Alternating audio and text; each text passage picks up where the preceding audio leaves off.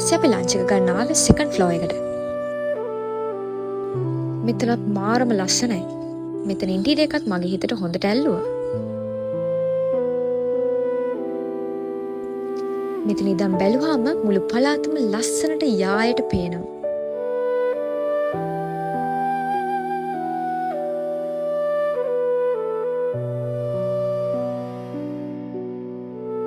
Camera වල photos videos ගන්න නම් මට ලොකුවට බැරි වුණා. මොකද මං ඒ වෙලාවේ හිටියේ හොඳටම බඩගින්නේ. ශ්‍රී ලංකන් මෙනු එකක් මම බලාපොරොත්තු නොවුනත් කැම ටික නම් මාරම රසයි.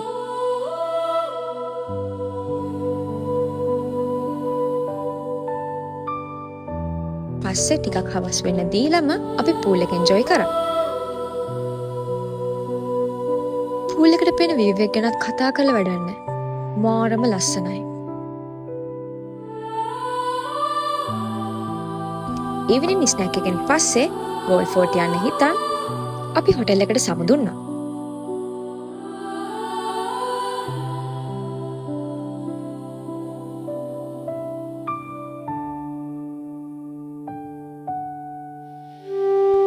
මේ ඉන්නේ ඉතින් අපි තුන්දෙනා. මෙතන තියෙන බෝට් රයිඩ් එක. ඒකත් පැකේජ් එකට ඉන්ක්ලූඩ්. අපි ඒකත් මිස් කරා. කලින් ගිහින් නොතිබිච්ච නිසා අපි කෙලින්ම ආවේ ගෝල් ෆෝර්ට් එකට.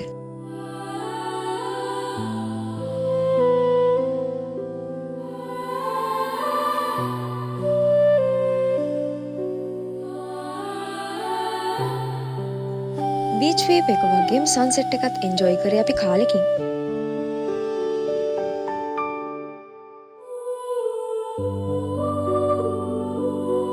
අවුරුදු 7කට කලින් ගත්ත ෆොටෝ එකක් ආයෙමත් ගන්න අපිට පුළුවන් වුණා.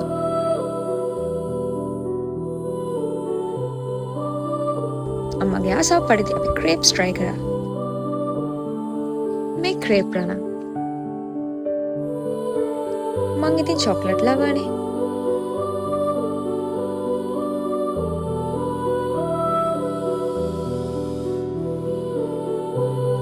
පස්සේ එන ගමන් ටොයි මැෂින් එකකුත් දැකලා සල්කියක් හරි නාස්ති කරන්නම හිතුණා.